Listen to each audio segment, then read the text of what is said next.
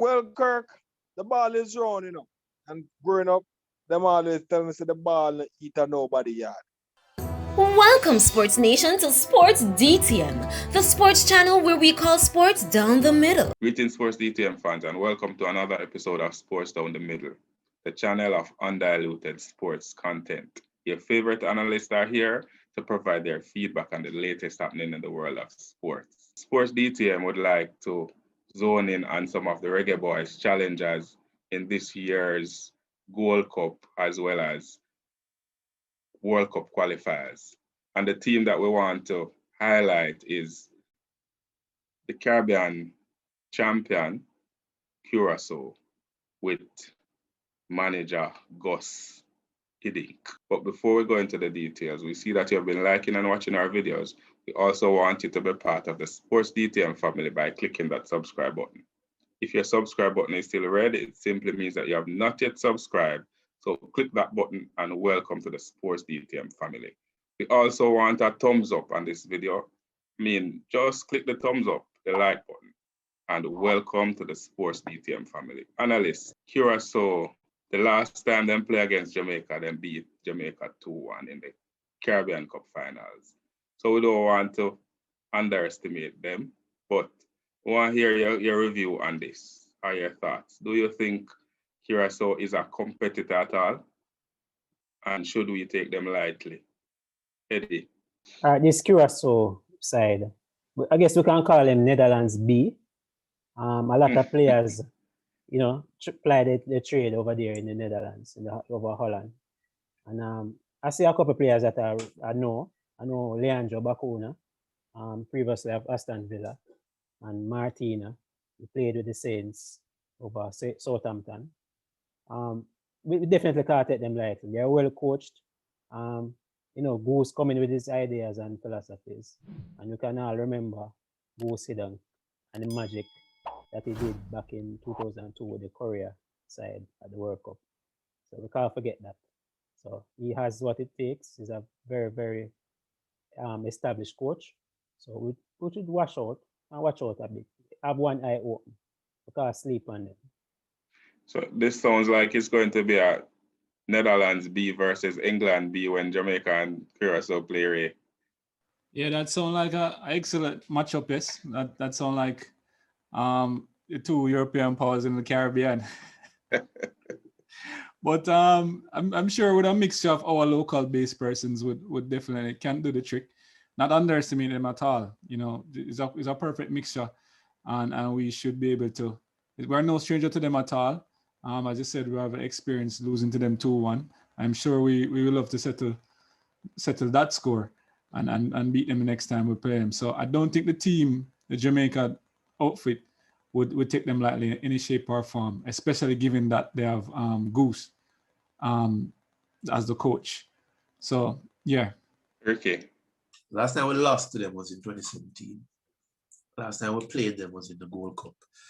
Group stage, we drew 1-1.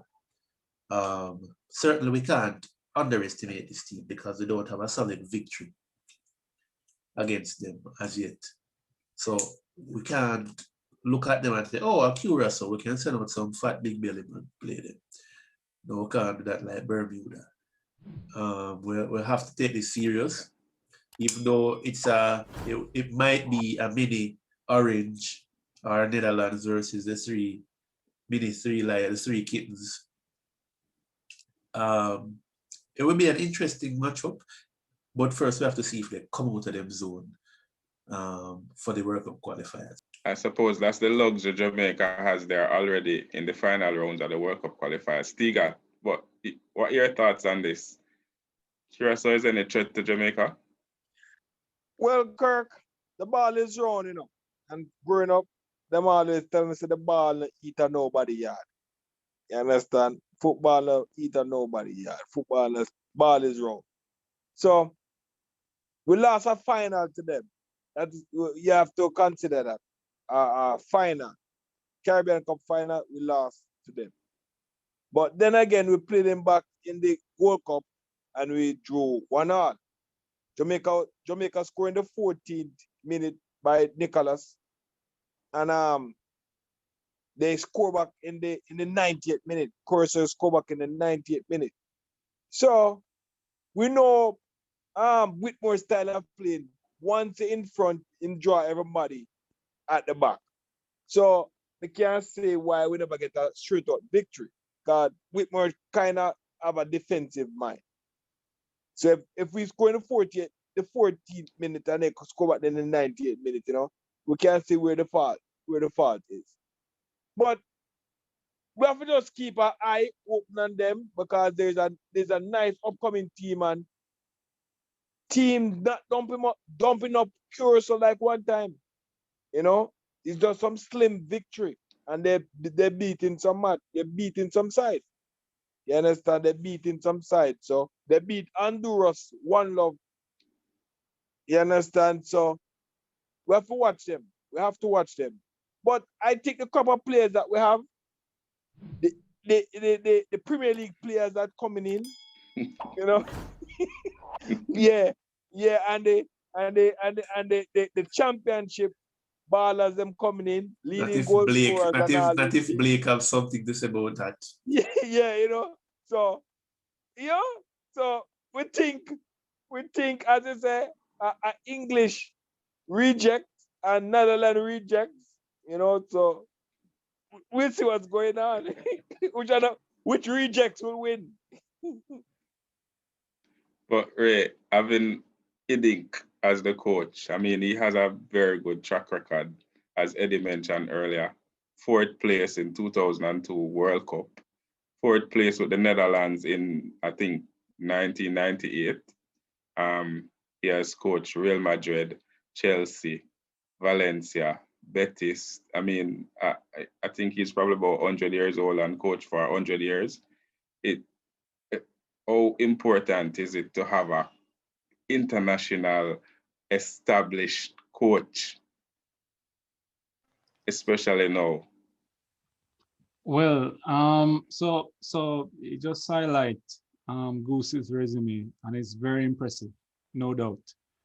But with the squad that he has, let us see if he can do a miracle, turn water into wine kind of scenario. Because right now, the Reggae Boyz setup, the type of team we have are to come. We almost are near wine. We have some alcohol content, of good alcohol content. So we almost. And apparently some of them are drink it. So no plug for any liquor company, but yeah, but we're almost there. So you have the players, and Whitmore just need to get familiar with them, and we'll see what comes out of it. As Tigat said, football don't sleep at anybody yard or eat at anybody yard, him say. So anything can play, and as I said, we have the players. So it's just a matter of pulling it out, regardless of Goose's resume. I mean, Schaefer came with a good resume too, and we also, and you see how Whitmore eclipsed some of his win as one of the best coaches we have ever had. Well, debatable, because clearly you have Simoes, but yeah. But Eddie, you think them have a chance of making it out of the group? Well, I guess you have to say they have a chance. Maybe it's a very slim chance, as they have the likes of Guatemala and Cuba to deal with. So let's see how well they have developed over the years, and if they can make that next step and try to go to the next round. It's going to be difficult, but I give them a slim chance, honestly. The trump card is the coach. Yeah, definitely. Big coach. He's a joker in the pack. Higgins, you see them making it out, because first of all, they have to make it out of this loop before they will become a threat to Jamaica. Well, Kurt, based on our rankings, Curacao are the highest ranked team in Group C. There are 76 right now in the world. And that might give them a good chance if you look at statistics, but statistics don't play football. And at the end of the day, you have to go on the field and prove your worth. And if Curacao can't do that, then they won't be exiting this group. So I won't look at the stats and say Curacao will be leaving this group successful. I am going to wait and see what will happen because the ball is round. I always hear that story that the ball is round. There you have it, sports DTM fans. A quick look at Curacao, one of Jamaica's competitors in the Gold Cup and possibly the World Cup qualifiers. Let us hear your thoughts on their prospect or whether or not Jamaica should take them seriously or if them can beat Jamaica and qualify for the World Cup. Leave your comments in the comment section below. Remember to like, subscribe, tell a friend to tell a friend to tell a friend to come and join the Sports DTM family. Share it with everybody. Be blessed.